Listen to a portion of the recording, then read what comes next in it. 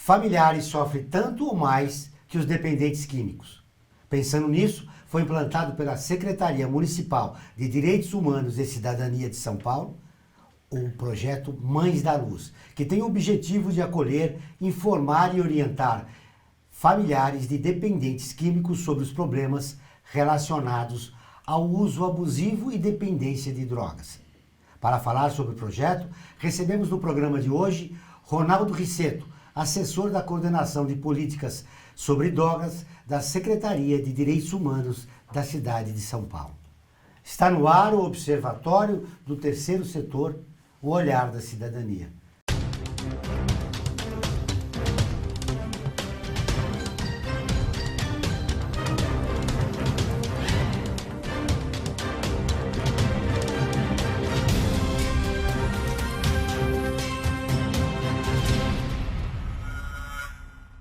O Observatório do Terceiro Setor mostra pessoas que trabalham para a melhoria da sociedade, além de divulgar e interagir de forma comprometida com as organizações de interesse social. No primeiro ano de funcionamento, o Mães da Luz foram realizados mais de 10 mil atendimentos. 72% são de familiares dependentes químicos, todos encaminhados para grupos de apoio. Tudo bem, seja bem-vindo ao Observatório. Muito obrigado, é um prazer imenso. Como começou esse trabalho? Bom, o programa Mães da Luz, na verdade, começou com um projeto, óbvio, né? Ele começou há 1 ano e 2 meses atrás. Na época, nós fomos convidados pela doutora Heloísa Arruda, que havia assumido a Secretaria de Direitos Humanos e a Cidadania.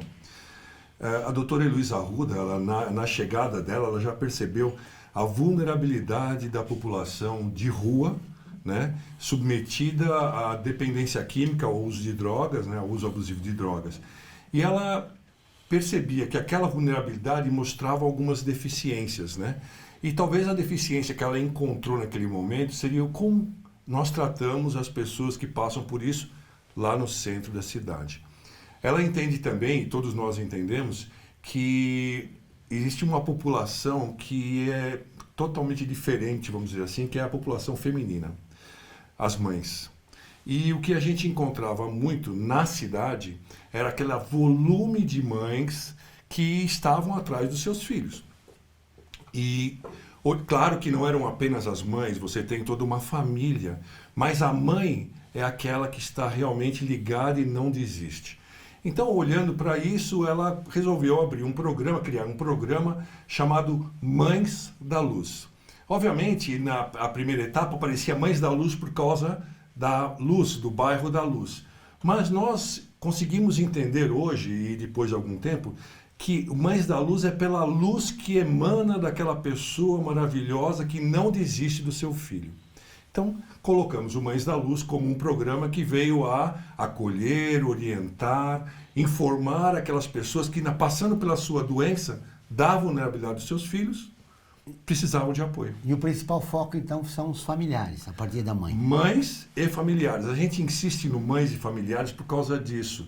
Porque, na verdade, é claro que todo mundo... Eu sou pai, certo? Então, eu tenho uma preocupação, vou ter sempre a preocupação, os pais têm a preocupação, mas a mãe tem uma ligação muito mais forte com aquele ser que está passando pela dificuldade. Então, obviamente, instituiu-se falar Mães da Luz, porque a mãe realmente tem uma ligação muito forte e está sempre lá, não desiste. Mas a gente tem que lembrar que não são apenas filhos que estão lá. Tem mulheres que estão lá dentro, tem pais que estão lá dentro, tem uma população enorme lá sofrendo mal da dependência química. Porque, aliás, a dependência química, além de ser multifatorial, ela é bio, psico, social e espiritual. Ela não tem idade, não tem gênero, não tem dinheiro. Qualquer família pode estar submetida a uma situação dessa. O interessante nesse projeto é que foram utilizadas pessoas que passaram pelo problema. Sim, uma das coisas, então, voltando agora para a nossa doutora Heloísa Arruda, quando ela resolveu criar o programa Mães da Luz, ela entendeu que uma das coisas que fariam a diferença para as pessoas que estão passando pelo problema era o acolhimento.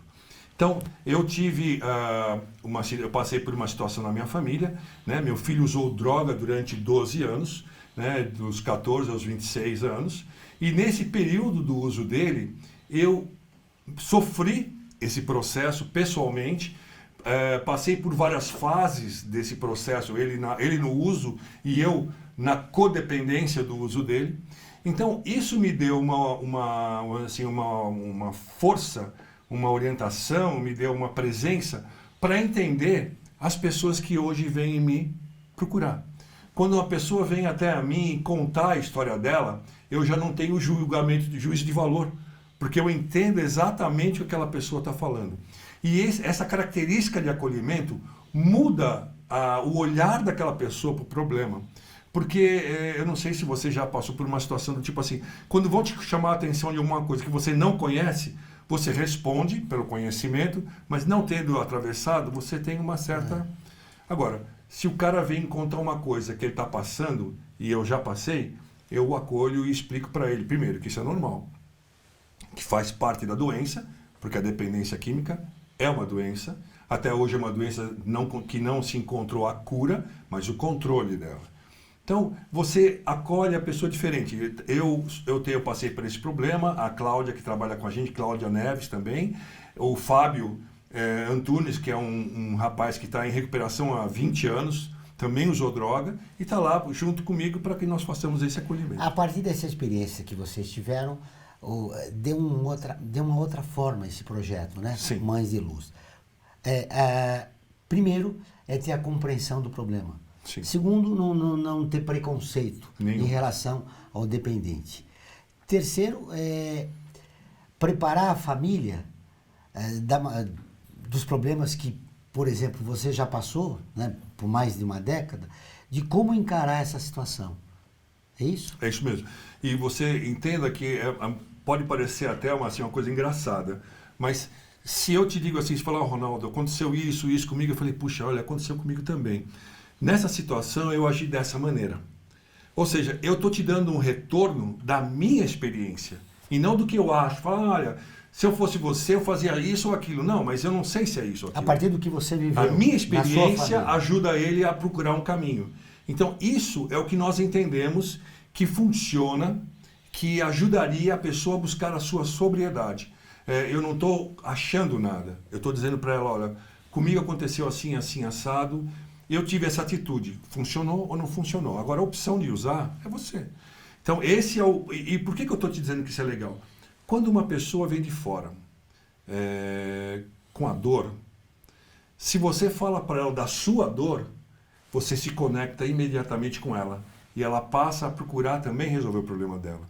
Se você não tem conexão com a pessoa e conta para ela, fala, eu estou com um problema no meu filho, o que você não experimenta? Sabe, fica naquele... Então, eu acho que essa foi a diferença que o nosso programa... Aliás, essa é a diferença que o nosso programa tem. E as pessoas passam a ter confiança, conexão e voltam.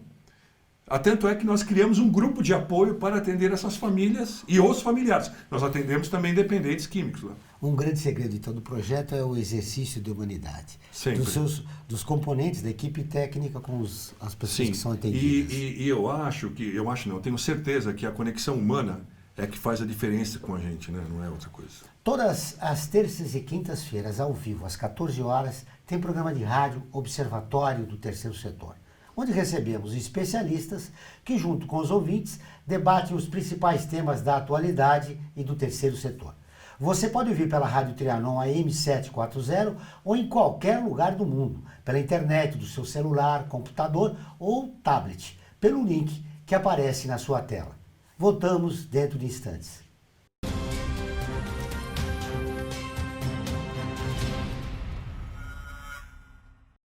A FIA é muito mais que uma escola de negócios. É graduação, pós-graduação, MBA, mestrado e consultoria para empresas. Isso faz diferença. Conheça a FIA. Olá, eu sou Laura Gelbert, da ONU News. Notícias das Nações Unidas e do mundo você acompanha na página e nos programas do Observatório do Terceiro Setor, parceiro da ONU News. E para acompanhar diretamente a ONU News em português, acesse nossa página e redes sociais. Até lá!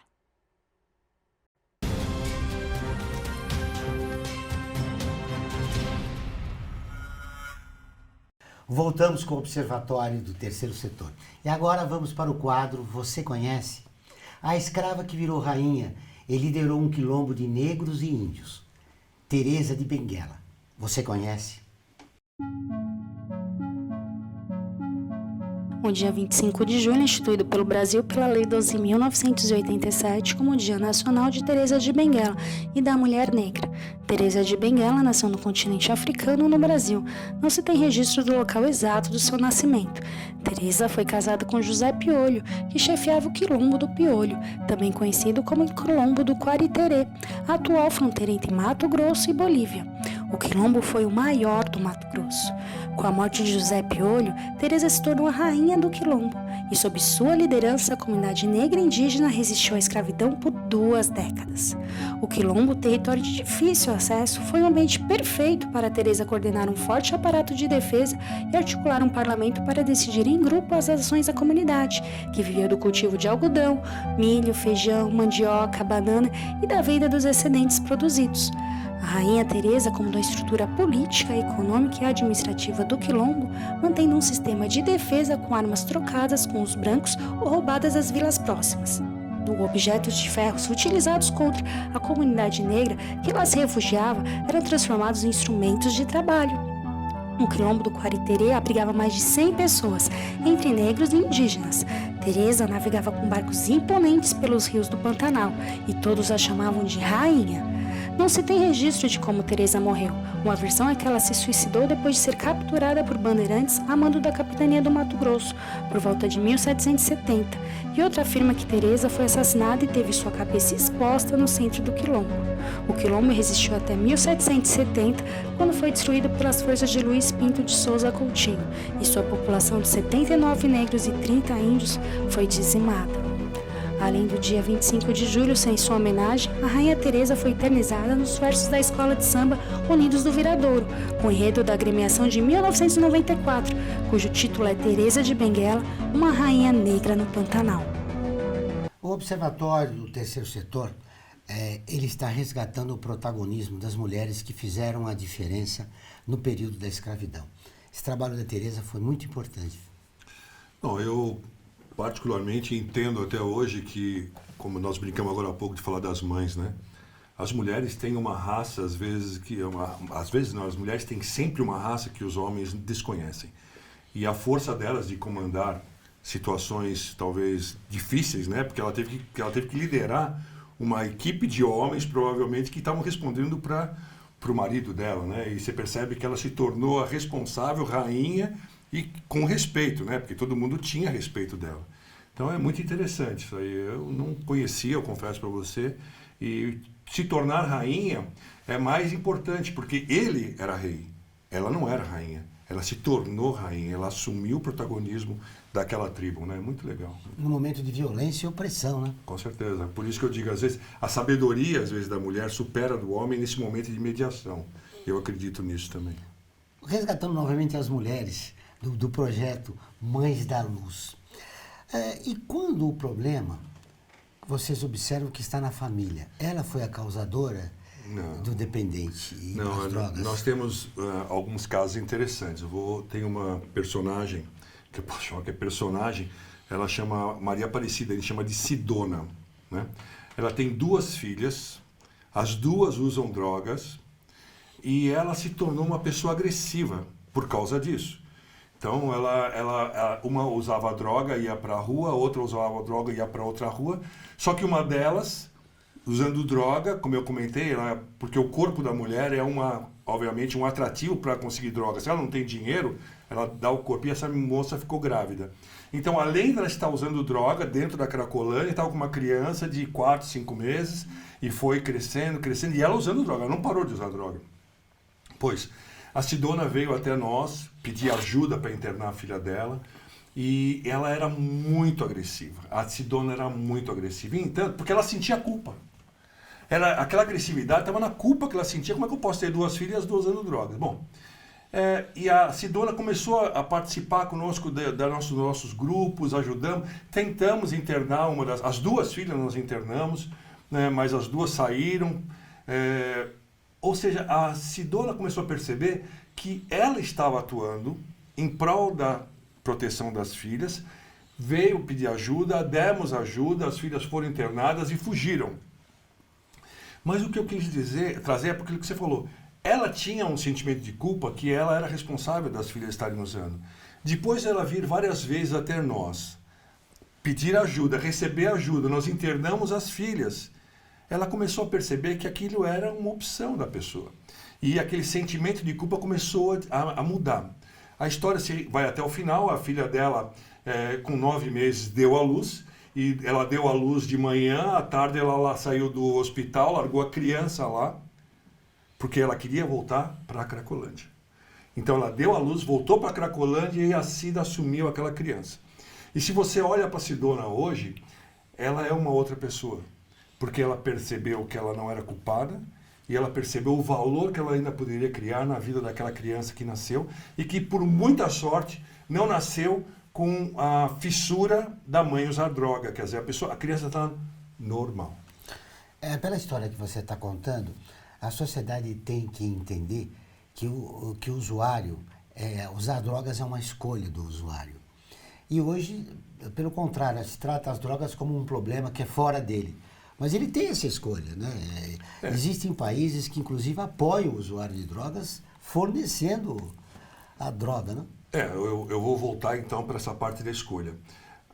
Como eu falei, a droga a doença, a dependência química, não a droga, é uma doença multifatorial.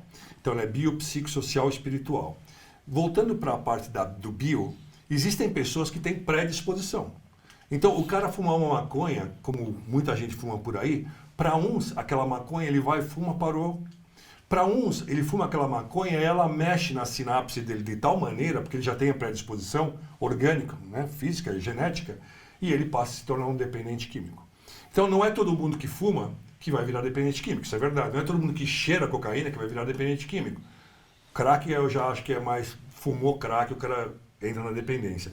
Mas o mais interessante é assim, para que usar isso na roleta russa?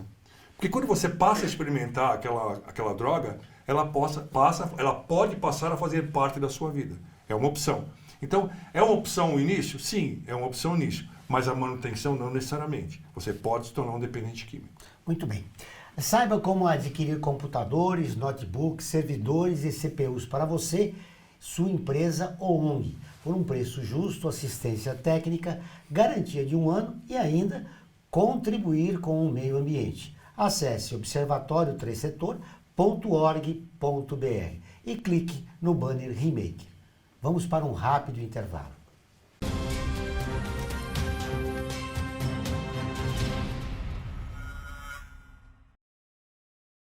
A FUNASP colabora com a USP nas relações entre fundações por meio de fóruns, simpósios, seminários, pesquisas e intercâmbio de informações, além do seu investimento na área social. Para melhores informações, entre no nosso site www.funasp.org.br. FUNASP, um marco entre o universo acadêmico e a sociedade.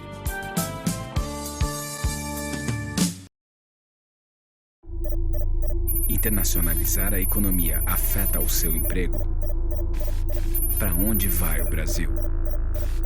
Ter opinião sem análise é só repetição. Repetição, repetição, repetição, repetição, repetição, repetição, repetição, repetição. Informação é importante. Análise é fundamental. Le Monde Diplomatique Brasil. Independente e crítico.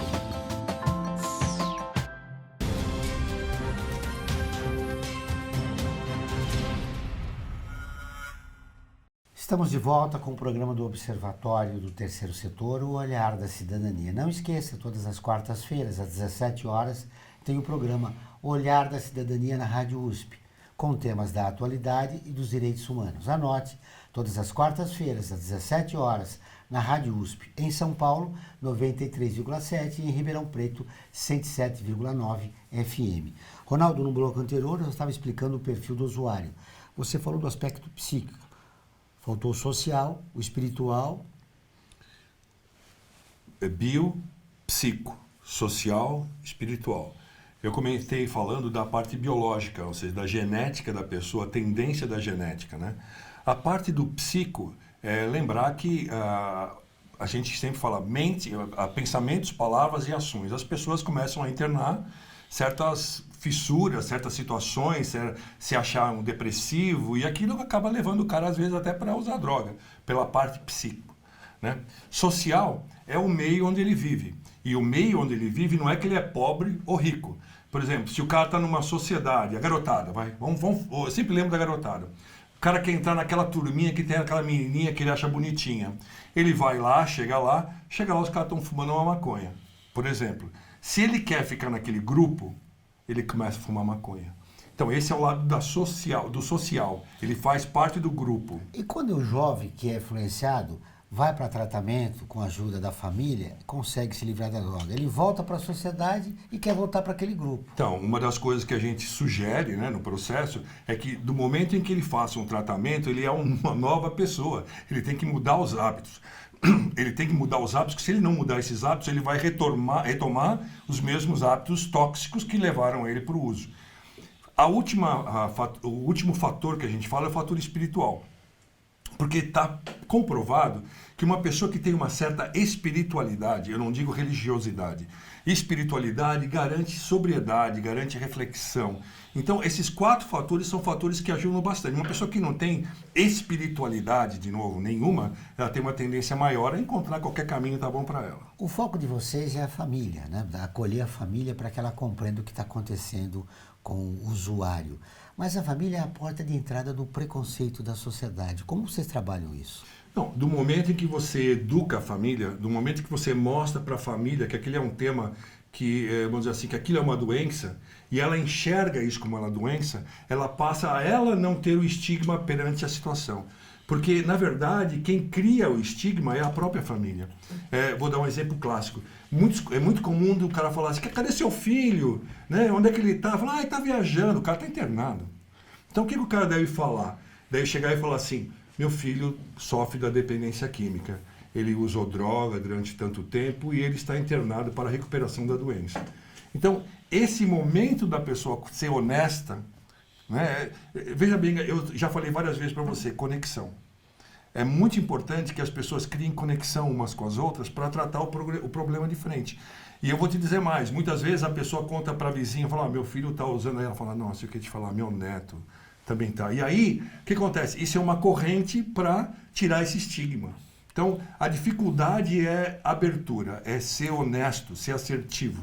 Perder o medo e o preconceito de assumir que o seu parente, o seu filho, ele tem uma doença. Isso, mas isso você só perde se você supera algumas etapas. Aliás, aproveitando, eu queria falar assim, para quem tem problema em casa, a regra número 1 é não fique só. Porque quando você está só, você internaliza toda aquela situação e não sabe o que fazer com ela. Então a gente sempre sugere às pessoas que procurem grupos de apoio. Grupos de apoio são fundamentais para que você, encontrando os seus semelhantes, você encontre provavelmente um caminho para sair daquela situação. Existem grupos de familiares, que é o Al-Anon, que é o do Alcoólicos Anônimos, Nar-Anon, que é do Narcóticos Anônimos, e o Amor Exigente, que é uma mistura desses dois com outro perfil. Né? Então, os grupos de apoio são importantes para que as pessoas encontrem ali dentro daquele grupo a situação que passa a outra família e, encontrando a situação, ela começa a perceber que aquilo é uma doença e que deve ser tratado como uma doença, que deve ser encarado como uma doença, que deve ser respeitada como uma doença. Como funcionam esses grupos de apoio? Bom, eu particularmente faço parte do Amor Exigente, né? O Amor Exigente é um grupo de auto e mútua ajuda que trabalha com princípios básicos e éticos mensalmente sendo apresentados. Então, a pessoa vai, não é gratuito, todos os grupos de apoio são gratuitos. Você vai lá e durante, em média, 2 horas você recebe um apoio. Você é acolhido, você explica a sua situação, você ouve uma apresentação sobre um tema do momento e depois acontece a magia do grupo de apoio, onde as pessoas se sentam em grupos de 8, 10 pessoas e nesse grupo de 8 a 10 pessoas, as pessoas partilham a sua dor. Vou dar um exemplo, por exemplo, o cara fala, eu estou com um problema na minha casa, o meu filho está usando droga, ele não está chegando na hora, eu falo para ele chegar, ele chega depois da meia-noite, ele rouba tal. E aí, provavelmente, uma pessoa que está lá naquele grupo vai falar assim, sabe, aconteceu isso comigo. Aí eu comecei a perceber que eu tinha que mudar a minha atitude. Então, eu falei para ele, se você chegar depois das 10, a porta está fechada. E aí a pessoa vai ouvir essa observação e vai pensar, para mim não funciona, ou para mim funciona, e passa a atuar. Então, os grupos de partilha, eles não são de profissionais. Eu sou engenheiro químico, eu não tenho nada a ver com isso, e eu participo há 15 anos desse grupo. Então, a minha partilha para aquela pessoa é baseada na experiência que eu tive durante tantos anos passando pela situação. Contando as experiências, mostrando o que a pessoa viveu, né, na sua própria família, que principais cuidados se deve tomar para lidar com essa situação? Não, bom, primeiro, quando a situação já está presente, né, uma das coisas mais importantes é a assertividade, é chamar a pessoa e falar, eu te amo, mas eu não aceito que você está fazendo isso de errado. E aqui conosco vai mudar algumas coisas. Porque o que a gente aprende é que muitos pais, eles praticam amorosidade e não amor. Porque amor verdadeiro orienta, exige e educa, é não. Não vai ter dinheiro, não vai ter carro, não isso, não aquilo, não aquele outro. Começa por limites. Então a primeira coisa que aprendem é criação de limites. Existe também o problema da síndrome da normalidade. Fingimos que meu filho não está com problema com drogas e vamos tocar a vida. Como eu te falei, essa é justamente aquela proteção que você tem, porque você passa a ter vergonha. Mas como é que eu vou falar para a vizinha que meu filho usa droga? Eu fui uma péssima mãe. Então essa síndrome da normalidade é uma verdadeira máscara contra aquela culpa que a pessoa está sentindo. E ela não percebe que enquanto ela não assumir aquela situação, porque você só descobre que se o cara tem câncer, se você não tratar o câncer, o cara morre. Se o cara tem diabetes, se ele não tratar diabetes, se o cara está com uma dependência química, que é uma doença, tem um CID-10, que é essa doença, se ele não tratar, a pessoa vai morrer. Aliás, brincadeiras à parte, dizem que a doença é dos 3 Cs, clínica, cadeira e caixão. Forte isso. Mas o que é, qual a maneira que você vai tratar isso?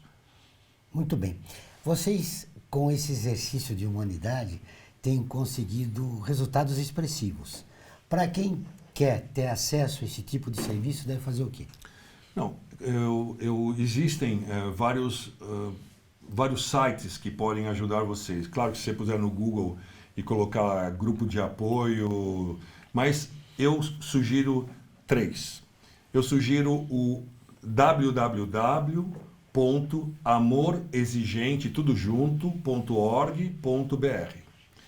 Tem um outro grupo que é o www.alanon.com.br, Alanon, e o outro grupo é o www.naranon.com.br. Mesmo que vocês não estejam entendendo exatamente, se você colocar na internet, no Google, eles vão aparecer. O mais importante é que vocês não fiquem sós. Eu vou sempre dizer isso porque eu fiquei só. E eu sei o que eu sofri por ficar só. Porque como eu era ignorante perante a droga, porque ignorante é quem ignora, né? Eu ignorava aquela situação. E eu sofri muito, que eu não precisaria ter sofrido. E eu sugiro que você, na sua ignorância, passe fora desse processo e vá procurar ajuda. Procure um grupo de apoio. Parabéns pelo trabalho e obrigado pela entrevista. Imagina, obrigado. Um prazer imenso. O programa do Observatório do Terceiro Setor dessa semana fica por aqui. Mas para continuar nos acompanhando, acesse o nosso portal observatorioterceirsetor.org.br. Lembrando que o Observatório é acessado em 173 países e atinge mais de 2,5 milhões de pessoas todos os meses. Voltaremos na próxima semana com o Observatório do Terceiro Setor, o olhar da cidadania. Até o próximo programa.